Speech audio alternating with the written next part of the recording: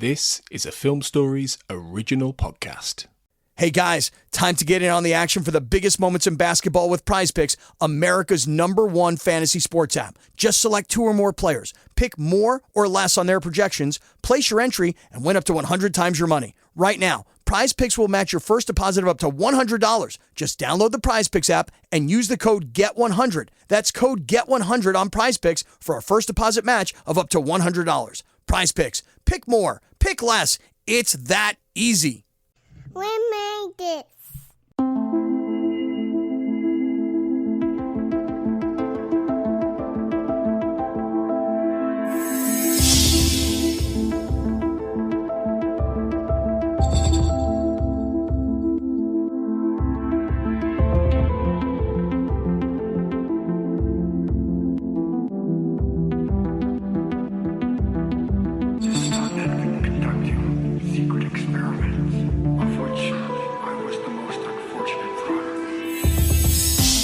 Welcome to the X-Cast, The Truth is in Here.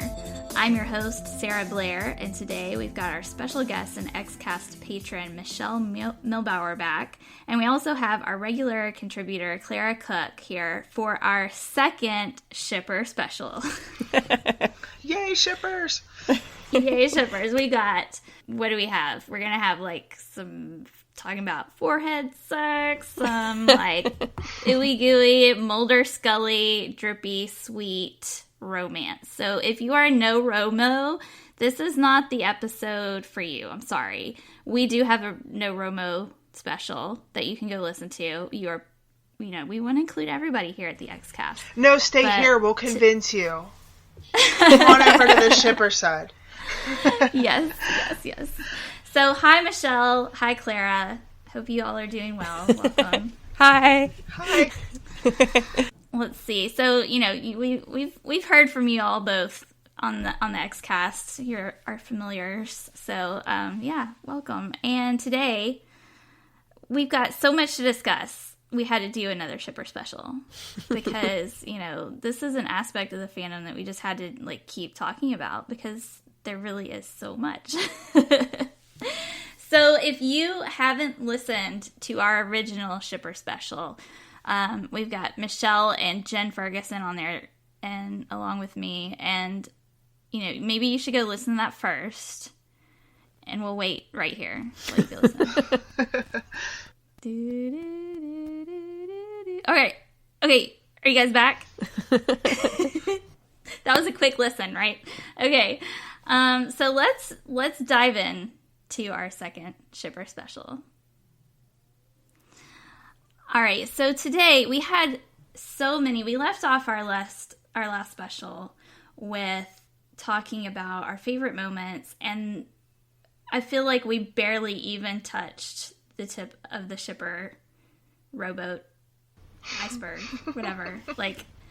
Really, let's be honest. There's so many flirty glances, so many touches between Mulder and Scully, so many gazes. Mulder says, "I do not gaze at Scully." That is not true. Mulder, you really do. Maybe not gaze. It might be more gawk. Yeah. Open mouth drooling, probably. So I thought to kick off this episode, we would discuss some of these favorite moments a little bit more in depth. And usually we bring in our comments from our listeners on the X-Cast Basement, our fan group on Facebook, towards the end of the episode. But since this is a special episode, I thought we could kind of go through all the moments. We asked our listeners for their favorite moments. I thought we could kind of go through a little bit of those and talk about them in depth, and then discuss a little bit of the fandom in relationship to shippers and how they've kind of grown the X-Files fandom into what it is, because I think they've been an integral part of, growing the show and making it popular, mainstream, everything. So, I don't think it would have happened without the shippers, to be honest. What do you guys think? Oh, I agree. I think that the shipper section of the fan group is huge, and I think that aspect of the characters' relationship and chemistry on screen is what pulled a lot of people in. As I said previously, I think the tease may have lasted a bit too long for some of us, but it kept us tuning in for 25 years. We're still here. Yeah, I mean, any sort of long-running serialized television show, I think normally to be successful, it has to have some sort of sexual tension somewhere, doesn't it, really? I mean, unless it's a completely different type of series. But in this particular case, I think the unresolved tension between Mulder and Scully kept people watching for a long time until, like Michelle was saying, it eventually got to a point where it was a bit laughable that they weren't together anymore because they'd been through so much stuff together. So, yeah, I think it's one of the successes of the show that there's this core partnership between these two individuals who pretty much have chemistry from, like, the first scene together. And then it's one of the reasons why a lot of people watch the show, I think, other than just all the mysteries and the paranormal and, you know, the rest of the mythology. Exactly. And when we get to the pilot and they first lay eyes on each other, it's love at first sight. It's hard to deny those flirty glances and those smiles. And I think they maybe dialed it back a little bit in the rest of the first season, but you can't watch the pilot and tell me there's not anything there between them, you know? Even if it just is kind of them, I guess, I mean, this is not the right phrase, but feeling each other out as far as getting to know each other and that kind of thing. But, I mean, Mulder compliments Scully on her thesis, and Scully talks about how much she's heard about Mulder, and, you know, they obviously are aware of each other and they know kind of each other's work already. So that's, they get off to an intense start, I think, and they make that connection right away. It's undeniable. Yeah. See, when I first watched it when I was younger, the first series, I don't think I actually picked up on a lot of that because I was a bit too young, really. So I was just very excited to be watching the X-Files, and I really liked them as characters. And I think I didn't really get it until probably about the sort of beginning or the middle of the second series. But watching it now as like a mature woman, and I went back and did the rewatch before season 10. Watching it now, I was like, no one acts like this with each other unless there's some sort of sort of attraction there. Like, just the things that Mulder does and says and the way he looks at her. And I was like, I have work colleagues and none of them look at me this way. Yeah, it's true. Yeah, definitely. So let's go through a few of these comments from the basement and talk a little bit about these moments in depth. I know we hit on a few of them in the original Shipper episode, and I know talked about some of our favorite moments. Robert Buckles mentioned the unnatural, which we also mentioned. That was one that we hit on in our last episode. And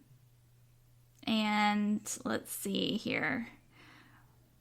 We've got let's talk about the obvious one, the touchstone moment. Maura Jaeger mentioned that it's one of the only moments when they both express how much they mean to one another, Mulder and Scully both.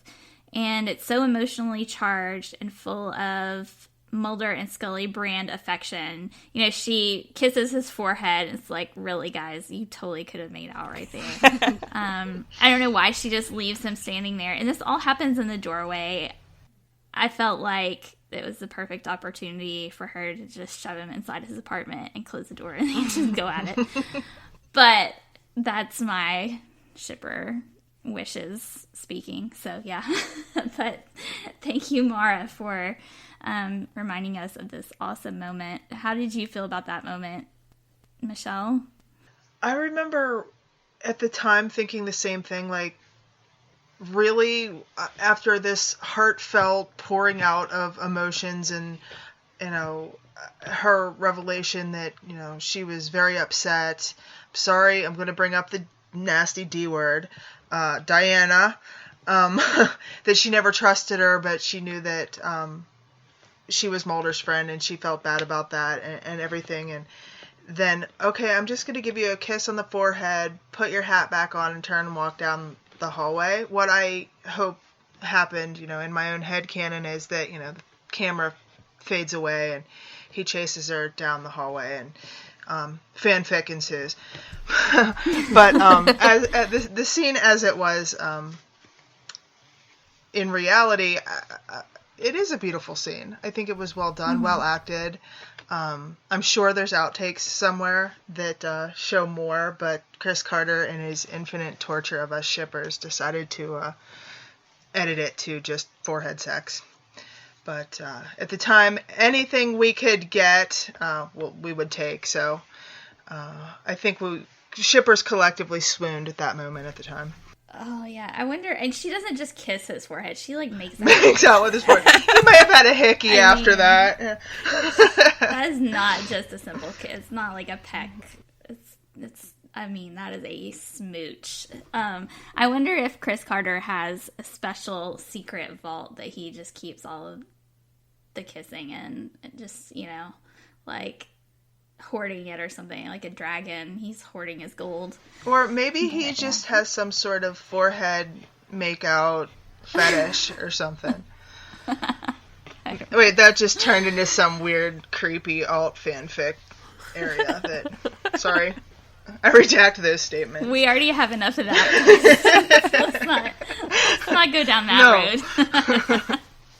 I'm sure it exists somewhere out there. It's an interesting scene because they're essentially, they're sort of essentially vowing to each other, aren't they? They feel like vows, then they feel very much like commitment vows. So I don't see how after this any of them can go on to have relationships with another member of the opposite sex, because they've kind of vowed this commitment to each other. So it's do you know what I mean? Like, you're my touchstone. You're like, it's very I would say it's almost like a wedding vow. And what's weird about it is because after that, what is Scully going off to do? She goes and walks down the corridor. I'm like, is she going to do grocery shopping? Is she going, is she going to a dentist appointment? What is more important than going into Mulder's apartment and spending some time with a man who she's just vowed to? Do you know what I mean? It's a very strange thing. Exactly. And I don't know how after this, the season after this, I felt retracted from that. It was like they vowed to each other, and then we're supposed to believe they go back to being platonic partners, friends who spend all their time with each other, call each other up when they're not even at work with each other, tell each other their own darkest secrets and concerns and fears, rush into hospitals when either of them's in hospital. I was like, it'd be impossible to have a relationship with Mulder, because if you were a woman, a girlfriend, because Scully is his touchstone. Do you know what I mean? It's just let them be together already. I think in the Field Where I Died analysis that I was talking to Kurt, we mentioned, if there was this soulmate, Melissa had to die in that episode, because what would Mulder do with this random soulmate hanging around? It would just change the dynamic. You can just have a random soulmate, So poor Melissa, she had to go in that episode. I think it just would have been weird. Can you imagine that dynamic? I don't want to. No, it would have been weird. Yeah. So let's see here. We've got Natalie says, oh, this is from Fight the Future. Natalie says, in the film, when they're running through the cornfield away from the helicopters, shouting each other's names, Scully is not shouting loud enough for Mulder to actually hear her. She's saying his name to herself over and over again, like a mantra, knowing that when she reaches him, they'll be all right as long as they're together. This scene shows that in a very non-romantic moment, the shippiness is always present, which is definitely a perfect observation, because even when they're not together, Mulder and Scully are shippy with each other. Even when they're miles apart. In that movie, when they break into the drinks room, the room with the drink machines where the bomb is, Scully's first impulse is to see if Mulder's okay, where everyone else is like, right, how are we going to defuse this bomb? Scully just looks at Mulder and she's like, is he okay? Like, and it's even like little moments like that where it's like just it's like a split second of film, and you know, you can see it.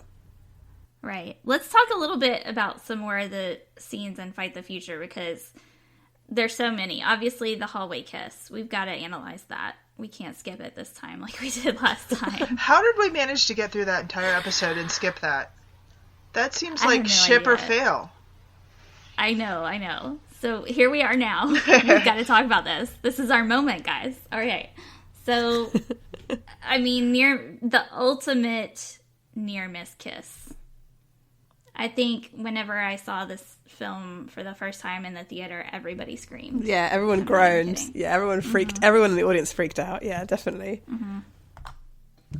Yeah. I mean, they're just like, and then the music, the lead up, and oh man, I did not see that beat coming. I thought that was going to be it. I really thought they were going to kiss. For reals. And then I don't know I don't know what kind of conversation could they have after that, because it's not like that goes away. Do you know what I mean? Like, he almost kissed, and then you're just going to pretend it didn't happen. I guess they just pretend it didn't happen. Mm. The thing, that's my favourite shipper moment, actually, is that scene from the film. And I like that because he's basically saying to her, like, you make me a better person. Like, you make me a better human. And that's love, isn't it? Like, being with somebody who absolutely makes you want to be better than who you are. Like, makes you aspire to being a really good person. So, and then I was like, why is there a bee? Goddamn bee. I mean, and the next time he sees her, she's on an alien ship in Antarctica. Like, that's it. That's, you know, he's rescuing her from these aliens that they're gonna try to. I mean, that's a whole other thing. Who would you go to Antarctica for if you didn't love them so much? Let's be real about it. Would be a very short list for her. Yeah. I mean, I've got maybe 3 people I would do that for. Maybe. It's like, yeah. I don't know how people are like, this is not romantic. Yeah, I wouldn't go to Antarctica for a work colleague, that's for sure. No, there's no platonic person in my life who I would do that for, I don't think. Yeah, and isn't there a what's his name? There's the guy in the film who's like a sort of member of the conspirators, you know? He's played by a very famous actor whose name I cannot remember. Sorry. He's like the big boss, and he sort of says, you know, we take away, you know, what he holds most dear. And then the next shot is Scully standing there. They know the audience wants these two characters together, and they're playing on that in order to get the audience excited and keep them watching. We know that Mulder is definitely, you know, Scully is definitely the most important person in Mulder's life. And I think him for her as well. So, yeah. I like how the final scene in the movie mirrors, in a way, the hallway scene. When it goes from Mulder telling Scully that, you know, he doesn't know if he can continue the quest without her, but if I quit now, they win. And she flips the script and tells him the same thing at the end when he's trying to convince her to go away and be a doctor. So I like the mirroring of that scene in the middle and at the end. And she takes his hand, and it's like, ooh, ship or squee all over again, but we still don't get a real kiss. No bee this time. No bee.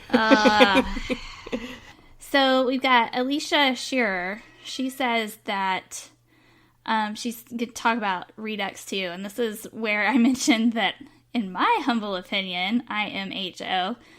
This is, you know, the episodes where Mulder and Scully first, they first do it. That's my technical term. Opinion. This is technical term. This is where they first have intercourse. No. So she says, although it is kind of a sad one, the scene that always gets me is Redux 2, when Mulder comes in late at night to find Scully sleeping, starts to wake her, but instead kneels down by her bedside with his fingers barely touching her hand and cries. The love, longing, and loss expressed in that one silent scene clearly shows the depth of emotion felt. And for her, when he's leaving the room, when her priest arrives and she clings to his hand until he pulls away as he's leaving, clearly not wanting to let him go, is very telling. In my opinion, the Cancer arc is really the point in the series where their partnership begins to shift to something deeper and more profound. Yes. Do you agree with that, Clara? Yeah. I think the Redux whole myth arc is completely filled with shipper moments. I mean, Mulder kisses Scully's cheek, he holds her hands, but it's more than that. It's the length at which he goes to try and find a cure for her, and this sort of overwhelming dread that sort of hangs over the episode that he might have to live without her. And what's he going to do without Scully? How would he function? How would his life go forward? And how would he continue to work on the X-Files? There's that idea that if she's gone, and she's kind of trying to prepare him for the fact that she might not be here, I suppose. And without her, I don't think Mulder would survive, to be honest. So there's that kind of hanging over the 3 episodes. Obviously, at the time when I was first watching it, I didn't know Scully was going to be okay. I kind of suspected that she would, but there's no guarantee, whereas now watching it, we all know Scully's going to survive, so it doesn't have as much of an impact. I'm with you on that, where we weren't totally sure. And, I mean, we had the cliffhanger where we thought Mulder had killed himself, potentially. Or wait a minute? What is even happening? So, I think that was pretty shocking back then when we had to wait a whole summer to find out what actually happened to Mulder. But I do believe that the Gethsemane Redux trilogy is where they start getting to be really intimate. And, they had the flirty touches here and there before, but this is where it starts shifting into something more and different. And I do think it has to do with the cancer and all that. What are your thoughts, Michelle? I think that scene in Redux 2 was beautifully done, beautifully shot. The other part of the Redux trilogy that stands out to me is Mulder's willingness to openly show the affection. When Scully's mom and brother come into the hospital room, he kisses her on the cheek before he leaves. Is more open with his affection, whereas in One Breath, it was sort of awkward. Oh, here's, superstars of the Super Bowl, and oh, by the way, here's your necklace back, and couldn't get out of the room quick enough. Whereas in Redux 2, it seemed to me anyway that he was almost unwilling to leave, but wanted to give her time with her family. And, of course, knowing Bill Jr.'s feelings about Mulder, despite that, would rather stay than leave. At least that's the impression that I get from it. That makes sense. As far as the Scully's abduction and Dwayne Barry in One Breath in that arc of episodes versus the Redux episodes when it has to do with her cancer, how do you think it evolved, and how do you think those two events kind of changed their relationship? Yeah, I think it's sort of Mulder wants to take the brunt of the blame for everything that's happened to Scully on himself. And I think that started with the abduction, and then he sees the cancer as a result of what happened to her during the abduction. So it's another thing to sort of pile onto his guilt. So I think that in part, he feels like I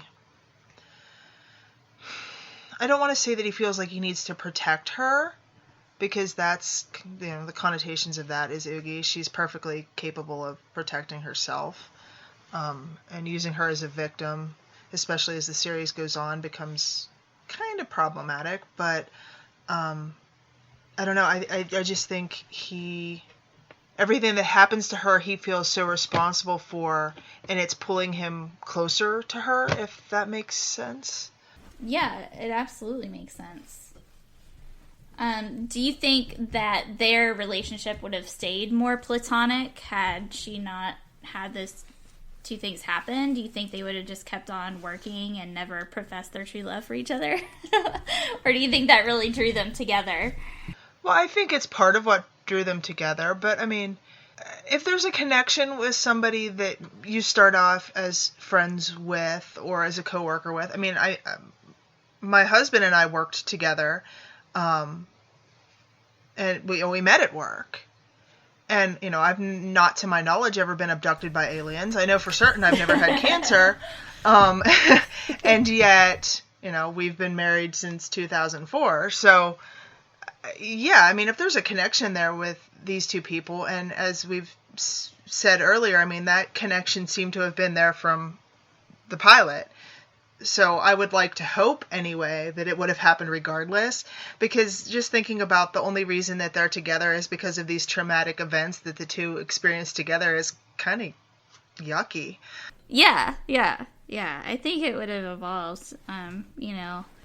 Claire, what do you think about it? I mean, how do you think it would have evolved? So I think that there's been other examples of peril other than just, you know, the abduction and the cancer. I mean, one of the first episodes that I watched where Scully was really in peril was, and I actually sort of started seeing things between Mulder and Scully, was the episode with the chicken factory, you know, and the cannibalism. Yeah. And at the very end, Scully's almost about to have her head chopped off, I think, right? She's about to be sacrificed to be eaten. And Mulder's raced to save her. And they don't even really do much or say much, actually, after she's been saved. But there was just this, like, desperation to try and save her that made me think, oh, God, you know, he's really probably in love with her. So I think there's a lot of examples of peril. So, but yeah, I don't agree with the idea that violence and fear and dangerous situations have brought them together. I feel that it means that they're more overt in showing how they feel, because like Mulder's more overt in showing how he feels about Scully because she is lying in bed dying of cancer. But I think what attracts them to each other is that their personalities, I think Scully's attracted to Mulder's desire to find the truth, his drive to bring these conspirators to justice and to find his sister, and his intelligence and his passion. And I think he's attracted to Scully because she's like one of the first people to actually, I think, take him seriously at the FBI. You know, even though she's hired to sort of debunk him, she believes in him and they trust each other. And I mean, in the first episode, in the pilot, he confides in her almost right away, you know, which is odd for somebody who should be so paranoid, right? Because he's supposed to be sort of paranoid. But I've never thought Mulder was paranoid. I always thought he's a very trusting person, actually. But he confides in her right away. And then as the first series goes on, she becomes more open with him as well. So, and in the episode Ice, they're forced to trust each other. And that's when the trust is really established, isn't it? Yeah, and then there's mutual peril there. I mean, it's not just she's the damsel in distress, or it's not that, you know, he's in trouble and she's rushing to save him. They're both in it deep there. And who knew that one person looking at another person's neck could be quite so sexy, but they managed. And looking for a parasite as well. Yeah, no doubt. Yeah. Probably the grossest thing you could be doing, or one of the grossest things you could be doing, and yet they make it look hot. Yes, definitely. That's one of the things that Sarah Devicomte brought up, and she had a whole list we're going to touch on real quick, because she had so many good moments that she listed out. I mean, we've got all the actual kisses. So we got the Millennium Kiss. We've got... I mean, it's so hard for me to kind of pull out in my brain what's actual lips touching lips and what's, like, you know, in amor fati and all that. So it's like, we've got some real kisses. How many kisses did we actually see on screen between them? Like 4, maybe? Oh, so we never really see them because they're kind of always in the dark. I know, right? Like the kiss in The Truth. I was like, at least just turn some lights on. Please just turn some lights on. Right. A spotlight would not have been enough to illuminate that. But poor Skinner was so uncomfortable in that scene. I mean, there's just a look on his face was like, I would rather be anywhere but in this room right now. And then he comes up, I mean, with he's got the perfect line, though. The only thing you're going to be kissing is, oh, man. Oh, jeez. Yeah, so. You need a minute there, Sarah? Yeah. Okay, guys. Really. Just gotta go stick my head in the freezer. But yeah, so they kiss at New Year's, which is their first technically real kiss on the show.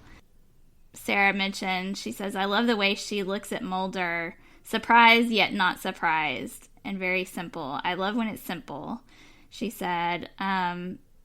We mentioned Detour in the previous shipper episode. Paper Hearts, the way she looks at him at the end is endearing and touching. I love how she loves him, she said. And then, and I Want to Believe, when Mulder says, I can feel you thinking. It's like, oh, that's so... Oh, man. I love that part, too, right? Like, they're just so intimate with each other. I Want to Believe is one of my... I really like that movie.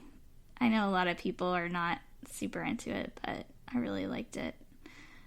Small Potatoes.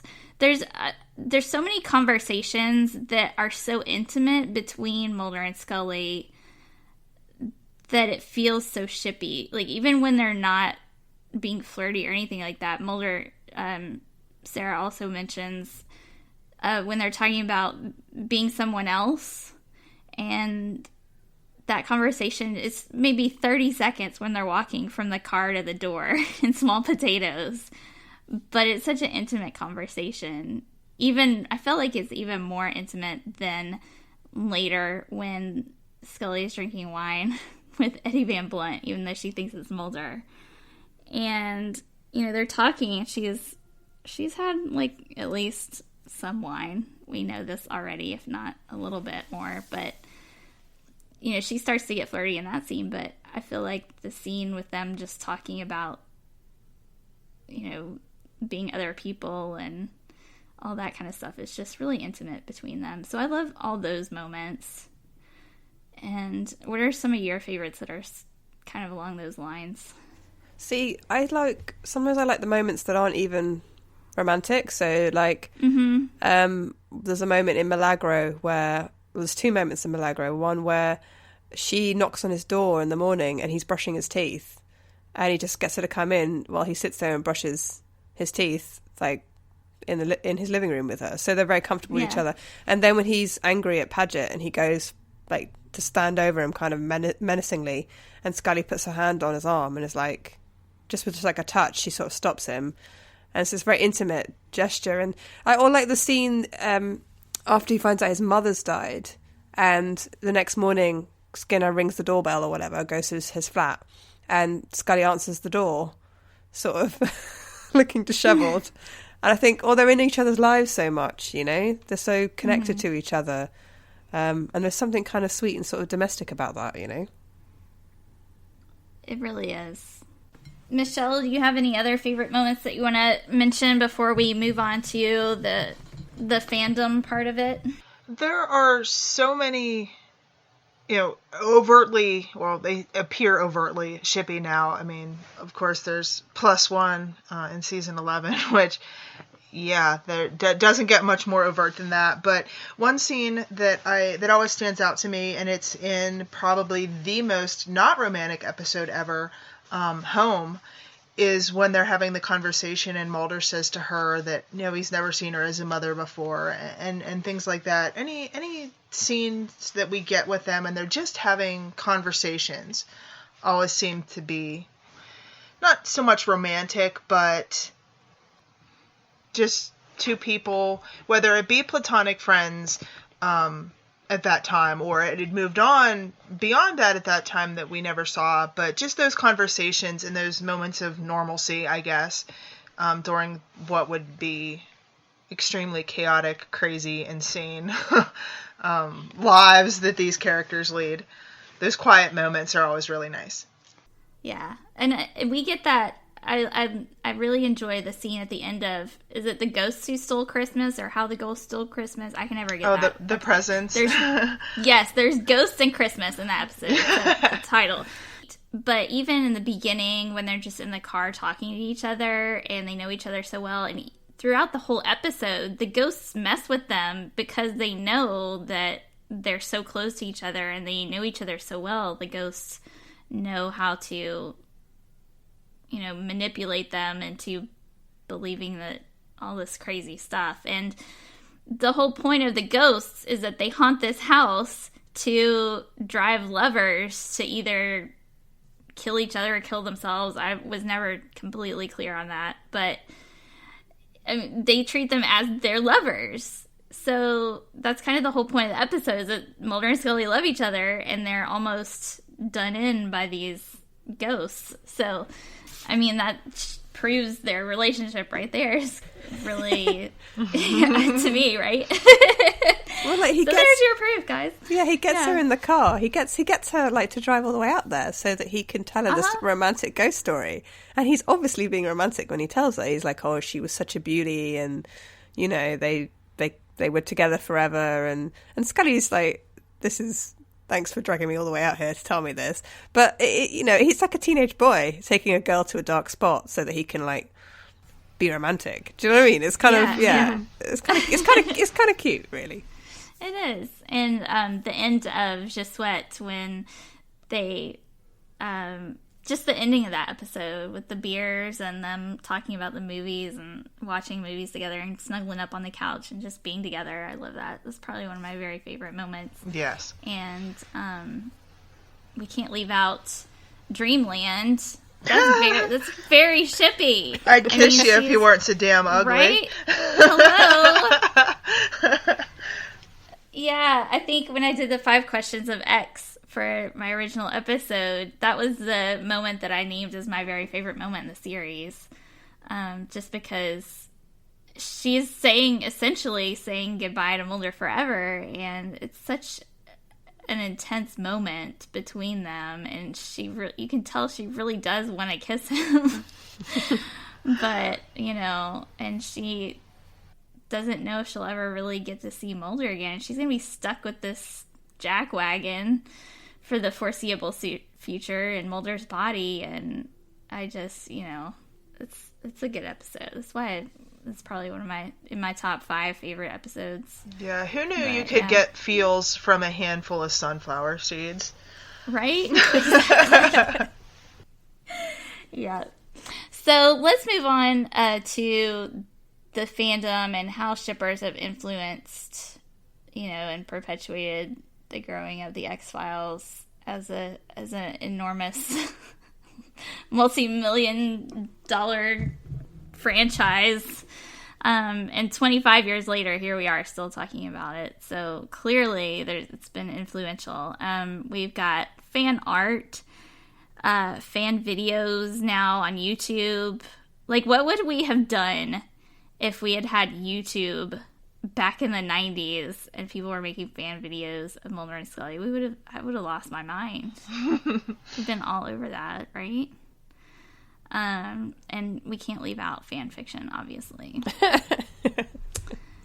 So let's talk a little bit about that. Michelle, I know you read fan fiction. I read fan fiction. It's what actually helped me become a writer. Clara, were you into fan fiction? Yeah, yeah. Now. When did you discover it? I'm trying to think about it. When I read my first fan fiction, God, it must have been a long time ago, many years ago. And I mean, obviously, when I was first watching the show, the internet, I think it was that we did have internet, but it was like that whole sort of, you had to unplug the phone and then plug in the computer and then just like dial up tone and everything. You know what I mean? So like I'm old school. And so, I wasn't online really interacting with the X-Files fans that much. Most of the stuff that I had that was X-Files related was books or the occasional X-Files magazine. It was pretty bare on the ground, really, and I used to sort of pore over the same magazine again and again and again until it was like dog-eared. But then later on, when I got older, when I got into my like real late teens, or I was at uni actually, I discovered sort of fan fiction, and I thought it was exciting. It was interesting, and what I liked about it was because what I like about it now is not necessarily because it's a wish fulfillment. I think a lot of fans like fan fiction because it's wish fulfillment. They get to see the characters together, or they get to see the ending that they wanted. For me, I've always had trouble. If something's been shown on screen, I have trouble erasing it from my mind. So I have trouble deviating too much from canon, if you see what I'm saying, like canon storytelling. But what I liked about it was it can embellish something you've already seen. So there's an episode, one of the best sort of things I ever read was somebody went through and wrote chapters on each single episode of The X-Files, but from Scully's point of view. And that I thought was really interesting because I got to see her feelings about things that happened in each episode that weren't expressed on screen. Like maybe Gillian Anderson wasn't given the dialogue to explain how she was feeling in that precise scene. And so this writer basically imagined how Scully was thinking about everything.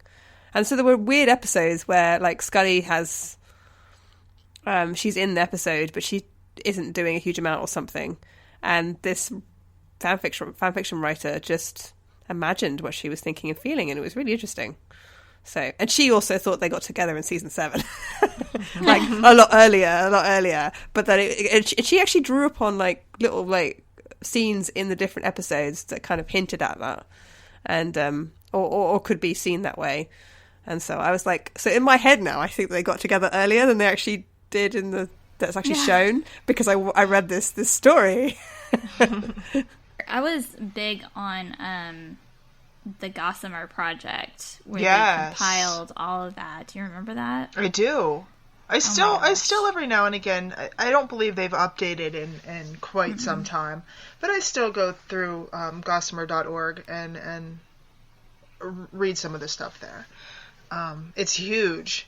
So, even now I go through and find some things that I hadn't read. Yeah, I read up a little bit on it, and I think it mentioned at the height of its popularity, they were getting, and they had people collecting things from newsletters and other places, but I think they were getting something like 6,000 or 8,000 submissions every month. Wow.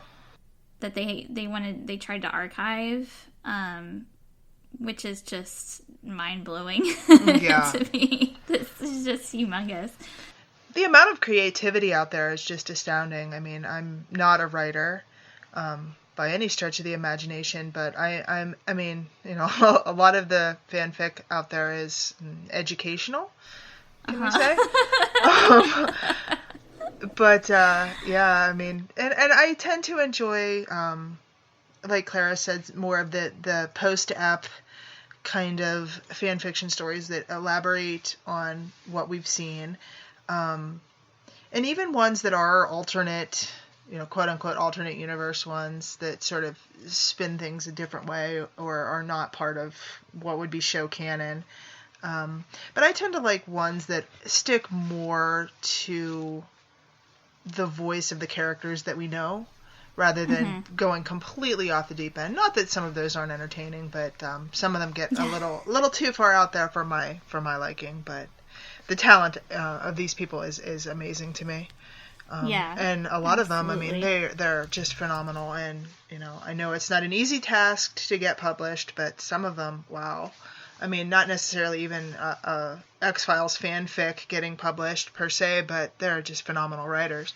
And I would definitely want to read more.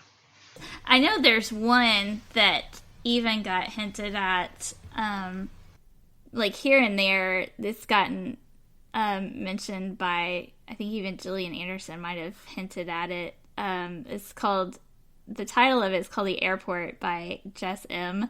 And it's known as the Chili's fanfic because it takes place in an airport Chili's. And I don't know if you guys have read this one. I had to, once I saw everybody talking about it on Twitter, I had to go investigate, and it's classified as MSR smut. We'll say that. Educational. Smut fic. But yeah. So that's a pretty infamous one at this point, I think. I also remember, did you guys ever read Lydia Bauer? She was one of my very favorite ones. She had the Dance Without Sleeping fan fictions, and I think she even wrote, it was like a novel length work, I'm pretty sure it was her, about Scully's cancer and getting that cured and all that. It was really good. But that's the ones that really stand out to me. We had some suggestions from some of our basement friends. If you guys want to go check out some fanfics online, Anne Haynes is an author to check out. 12 Rites of Passage, 12 Degrees of Separation. Alicia Scherer suggested her, and I remember her name stands out to me as some really good stuff. Skin by Annie Sewell Jennings. Tattooed Laura Life Series are some, and Denise Weaver suggested looking up A Good Woman on AO3. A lot of these are just screen names. And yeah, anything, Sarah mentions anything by Maria and Nicole, so look them up. Those are suggested as some good ones. But yeah, I remember I really liked the ones, like you said, Michelle, that were kind of the in-between episodes and kind of expanded on the ending, like after the camera shut off, what happened. Or missing scenes, or in between. quote unquote, yeah, missing scenes. Yeah. That's pretty much what I wrote, was the missing scenes. I've got an in-between missing scene for Redux that I wrote. But, like, how do you think X-Files fanfiction influenced the fandom as it, like, do you think if there was no fanfiction that it would have grown to be what it is? Or, I mean, it's kind of, I know there was other fanfiction before the X-Files existed. I know there's a lot of Star Trek fan fiction, but do you think having the shipper stuff really influenced it or helped it grow? I think the thing about fan fiction, and I would say it's the same with fan art and fan videos, is it's fans engaging with the series, engaging with the story, and engaging with the characters. So it's more than just passive watching or passive absorption of the entertainment. So they're not just taking the stories that are given to them by the producers and the writers and the directors. They're taking those stories, and if they don't find something that they need from that show, they're not finding the pairing that they need or the exploration of that type of they're not the exploration of like that type of story or that type of theme, then they can go and they can write it themselves, you know. So I mean, fan fiction is so varied. I mean, we're just talking about Mulder and Scully fan fiction, right? But there's a whole load of other kind of X-File fan fiction out there, which is there's X-Files fan fiction that isn't shipping. There's X-Files fanfic that ships like other people, like, you know, like you were saying online earlier, but you were saying like Skinner and Scully's mother, which I don't really understand, but some people obviously ship that. Or Krychek and Mulder, if you want to go for Slash. And so there's also, people are basically finding what they need from the fanfic, and they're exploring what they want out of the franchise in writing fanfic. I just think it's a very active way of being engaged with the television show. I think it's a very creative way of being engaged with a television show. And the more creative you are in creating something yourself out of your love for that TV show, the more likely you are to engage with other fans. And the more the fans engage with each other, the bigger the fandom grows. And and the more successful the show is, and the more of a community there is, and then you get conventions because you have everybody, all the fans want to come together. So I think fan fiction definitely plays a key role in building the success of a franchise or a television show. Oh, I agree 100%. And also, I mean, there was a long gap in between when the show ended in 2002 and I Want to Believe came out in 2008. And there was fan fiction and I imagine fan videos and other fan engagement, even when the show was no longer on the air. And then again, in between I Want to Believe and the revival seasons. So, I mean, a show that's 25 years on, people are still engaging with those characters. I mean, as far as the creators of the characters go, I mean, that has to be somewhat flattering for them as well, I would think, that they created something that has people so engaged and people want to know more and they want to create more around the characters that they created all those years ago. It's really impressive to me. Yeah, definitely. I know there's so many people who are writers now, professional writers and published writers, who got their start writing fan fiction, whether it was for the X-Files. A lot of it was for the X-Files, but not only the X-Files. Other shows, I know there's Buffy fan fiction, and I'm sure there's lots and lots and lots of different fan fiction for the shows out there, and even other books. So yeah, I know it's definitely a prolific thing. I know it's definitely how I got my start in writing, and it's fun to, even if you don't share it with anyone, it's fun to experiment and to have these characters to kind of write about and play around with and sort of feel out characterization, and it's kind of a good teaching tool, I guess.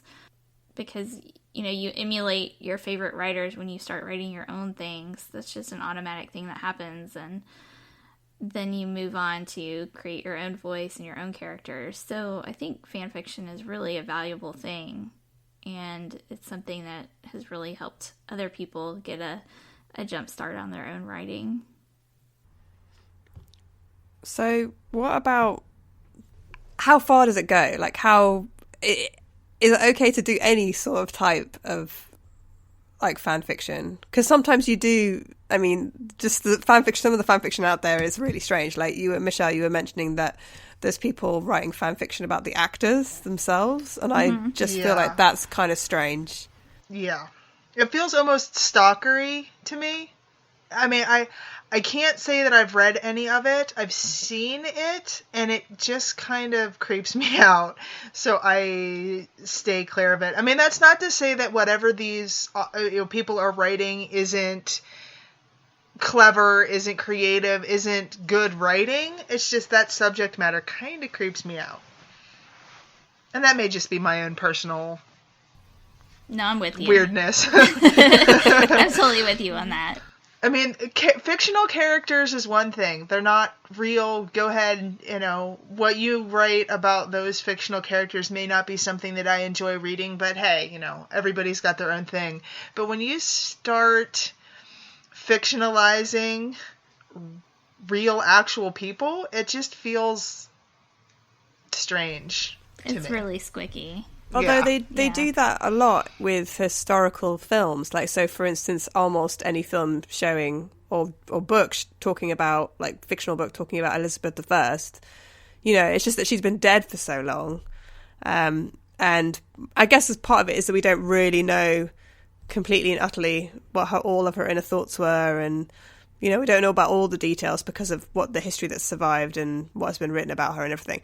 But I mean, I had a little bit of a problem with the TV show on Netflix, The Queen, which is a very well-made television show, very well acted, great production values, but it is actually fictionalizing like my queen. Not that I'm a royalist, like my queen. But it's fictionalizing like the current monarch of the UK, who's actually still alive right now. So I felt that was a bit weird. That was bordering on the kind of fan fiction that people write about David Duchovny and Gillian Anderson, which just, I'm like, they're here, they're right now, they're They've got lives. They're real people. They have other partners. It just feels strange to me.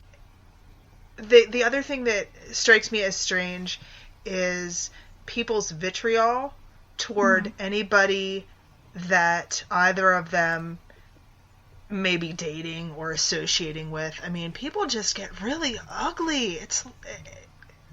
It's strange to me. Like, okay, yeah, these two people had amazing chemistry on screen. And when you see videos of them at conventions or doing promotion for the show, when they were doing the talk show circuit, they clearly have chemistry when they're together, but that doesn't mean they need to be together.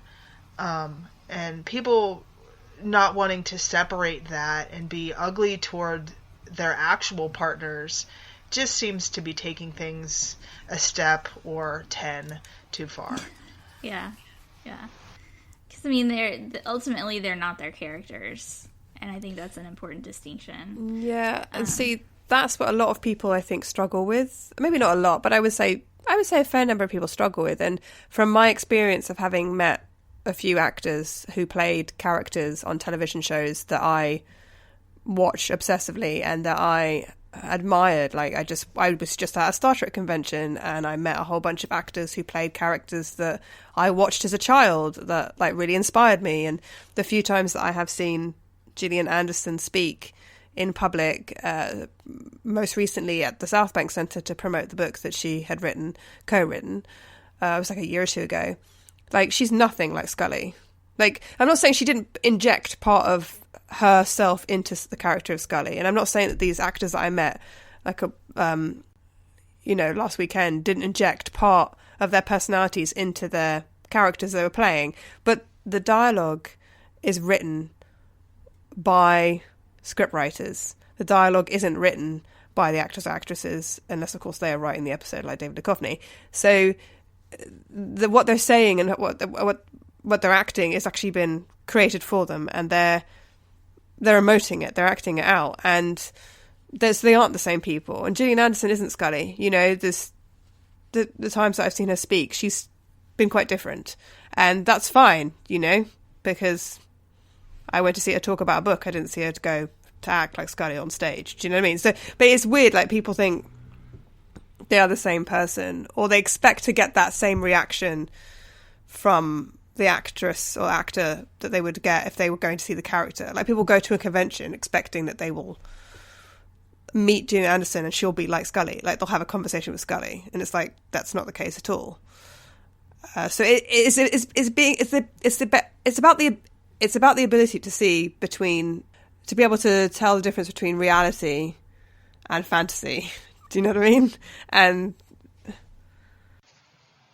I find it all the more impressive when a actor or actress is so completely different from the character that they portray, because it just illustrates how gifted as a performer they are, that they can channel somebody so completely different from themselves.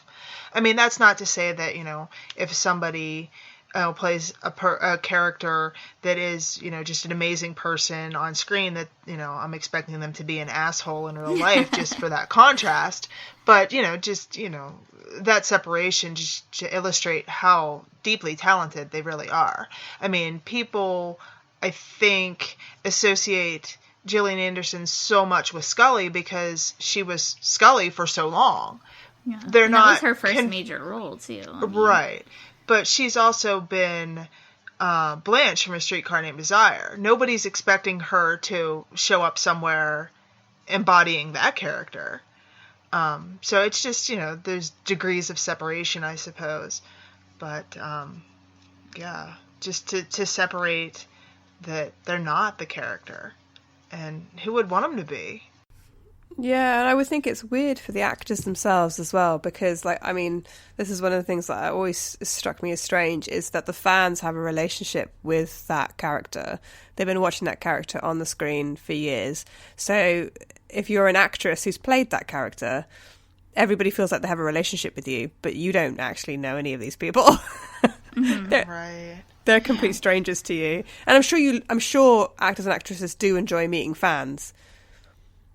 But there is, like you were saying, Michelle, there is something a little bit like the sort of power dynamic in a relationship like that is a little bit off, because the fans are sort of acting more intimate with you perhaps maybe than you feel like they should be, because you actually are a stranger to me, but you've seen my face on a TV screen for like the last 25 years of your life. But what was also uncomfortable, I saw some video clips of a convention that happened earlier this year. Was it in Chicago perhaps? And some of the fan questions were borderline inappropriate. And I can't imagine how uncomfortable that was for the actors being subjected to that. It was almost as if people forgot that they were actually physically in the room with people and they weren't anonymous like you can be online. It was really uncomfortable. So I can't imagine how many encounters they have with fans that are not weird or uncomfortable or awkward versus how many people lose sight of normal social graces, I guess. Because, like I said, some of those videos were really uncomfortable for me, and I was just, remotely watching them after the fact on YouTube. To be in the room with them would have kind of grossed me out, and it wasn't even aimed at me. Yeah. So we can agree that I think that there's aspects of the shipper fandom that can step across lines, and not only shipper fandom, just fandom in general. Yeah. Just remember that this is a piece of art that you enjoy, but it's not these people's entire lives. Right. Yeah.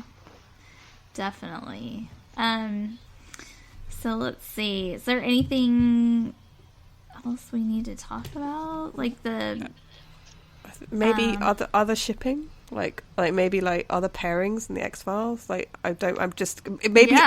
Both of you could explain to me like how people end up shipping Krycek and Mulder. And I'm not saying this because I don't believe in same-sex relationships. Okay, that's not the issue at all. If there had been any sort of hint of sexual tension between the two men, then I'd be like, you know what, go on, like, ship them. But I didn't feel. Didn't that start from the Speedo scene, though? I think that so. Was the scene that launched a million slash fics. I think that might be where it started. Is there any tension between them in that scene? All it is like Mulder getting out of a symbol. I mean, there's tension between me and the TV screen. But I didn't feel like Krycek said anything or did anything. I think he just was like, "Hey, let's talk about the case." And Mulder's like, "Yeah, okay, I'm just going to go get changed." I mean, it wasn't like Krycek looked at him and said, "Wow, check out those Speedos." I think it comes back to what was said earlier in that fanfic as a phenomenon itself is because people didn't get from that scene what they wanted, and that was their way of expanding on it. Yeah, that makes sense. Yeah. And then I think there's not a lot that I've actually read, but I know I've seen Skinner and Krycek / There's Mulder and Skinner / fic.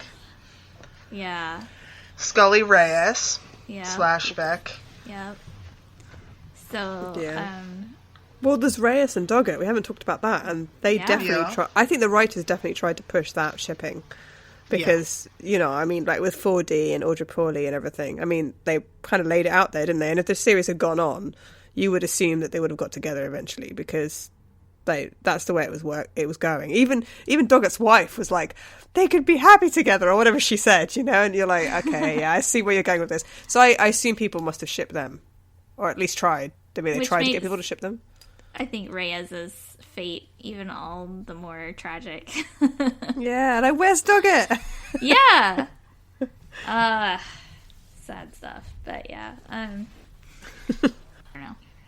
There was all this stuff later on that, to me, in my MSR shipperdom, is just blasphemy. But there is stuff out there that is Scully Doggett, which I cannot bring myself to read, but it's there. No. No. That definitely gets a hashtag nope. But Dogger had a thing for her. I mean, she didn't have a thing for so him. So does Skinner. He definitely had a thing for her. Everyone has a thing for her. And who can blame them? Scully.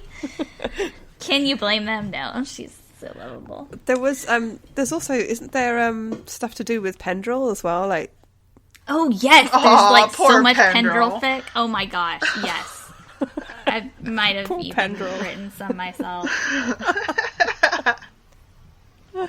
Yeah, bless. What about CSM though? Is there any fic out there about CSM? Just because he's so horrible, I can't imagine. But there's someone out there who probably does. There has to be some with him and Tina Mulder, right?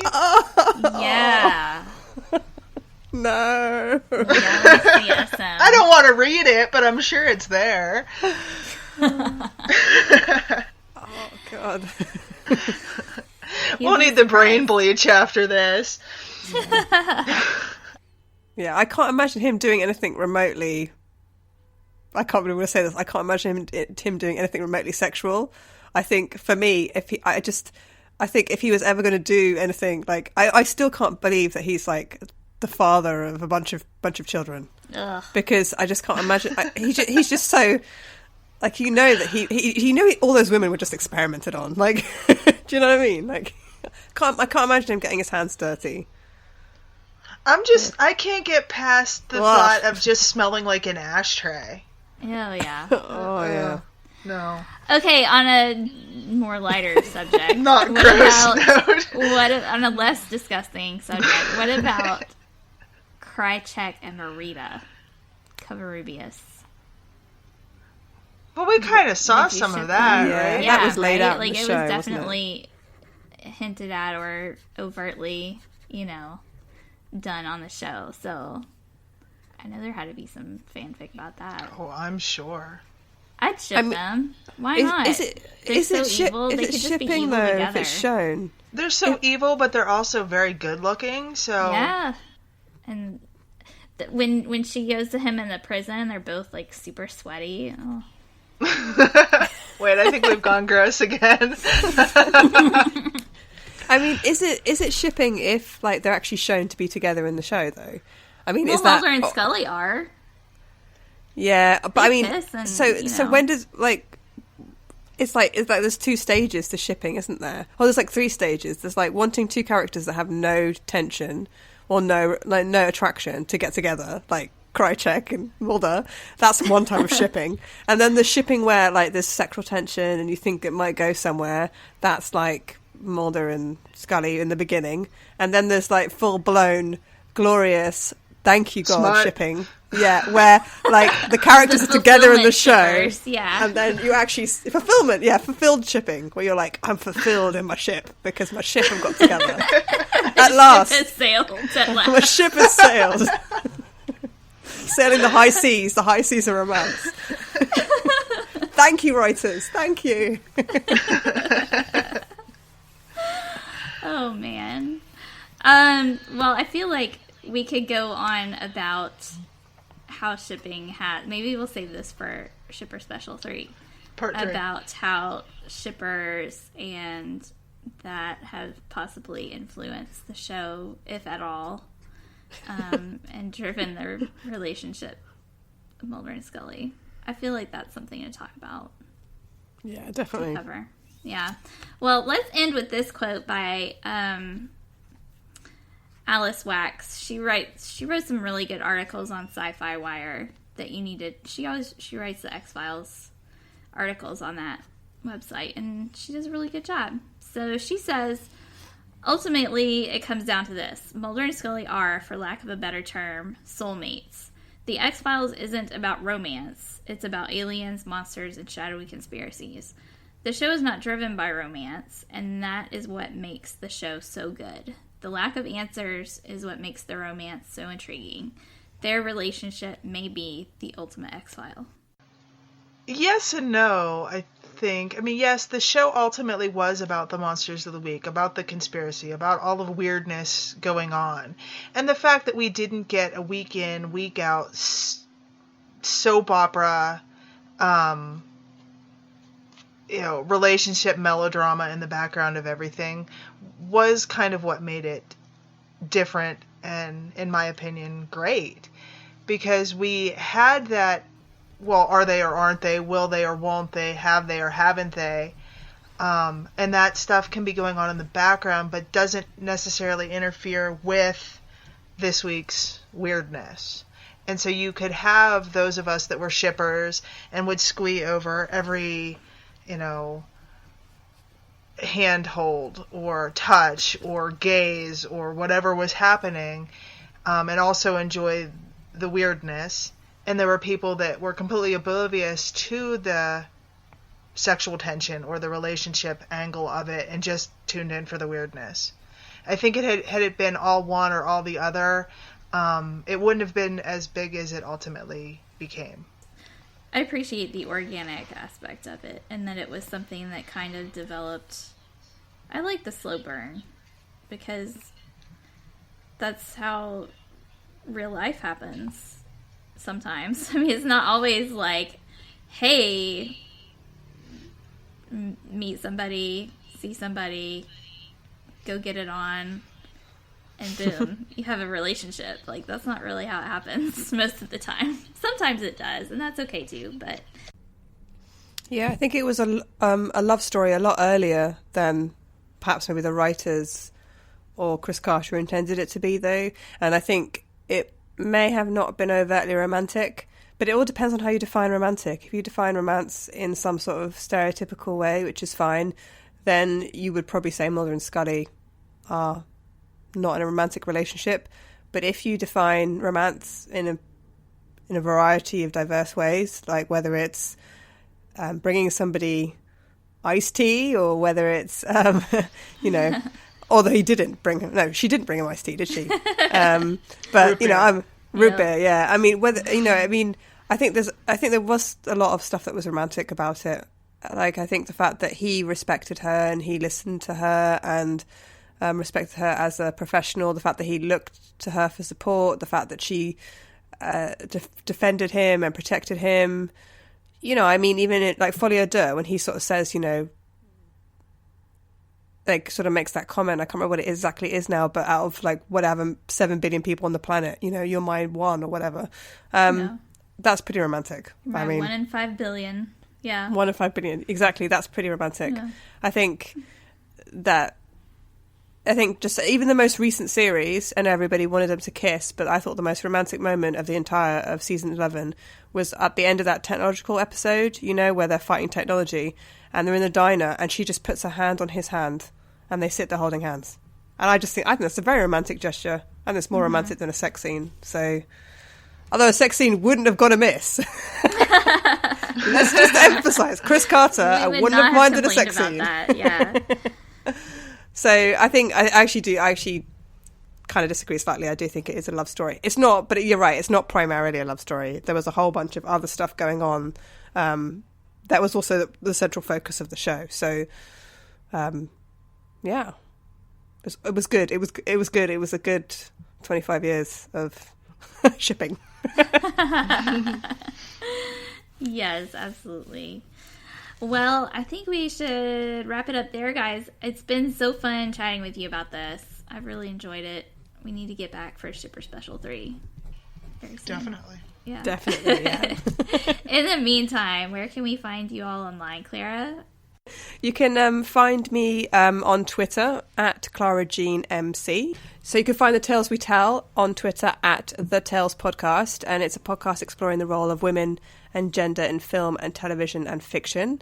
The first episode that we ever did was about Scully, so if you wanted to hear us analyse Scully's character and why we found her inspiring and the Scully effect, please do give it a listen. You can also find it on iTunes and Google Play and all the sort of regular places where you find podcasts. Yeah, it's really good. You should definitely check it out. I laughed, I cried. It's great. Great stuff. So, Michelle, how about you? I am on Twitter at mmbaker13. I'm trying to get better about posting. I still mostly lurk, but every now and again I'll throw a photo up there, some snarky comment about any bit of randomness.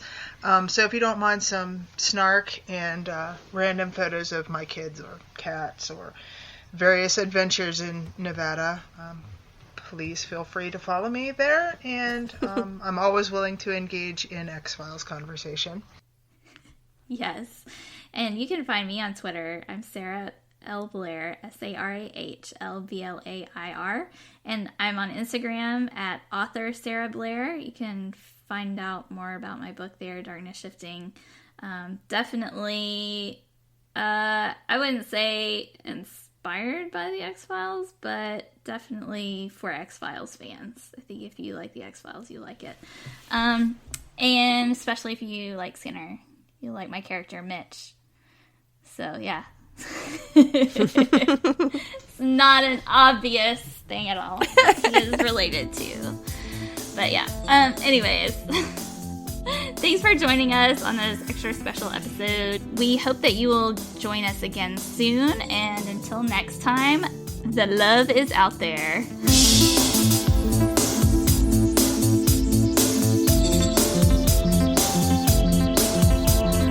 The Xcast, an X-Files podcast, is produced and hosted by Tony Black, alongside a dedicated team of podcasters and X-Files fans. You can find the show on Twitter at the X_cast, on Facebook by typing in the Xcast, or inside our group, the X-Files Basement, an Xcast podcast fan group, plus on Instagram by typing in the XFcast. If you're a fan of the show, why not support us on Patreon? Exclusive bonus episodes, early access to new episodes, plus become part of our Xcast community in the Patreon department. To see our monthly subscription options, just head to patreon.com/the Xcast. That's patreon.com/the Xcast. We'd love to see you join our Patreon community. We're also part of the We Made This podcast network at We Made This Pod on Twitter and We Made This on Facebook. You can find a range of shows on TV, film, music, and popular culture in general on the network. Thanks for listening, and we'll see you next time.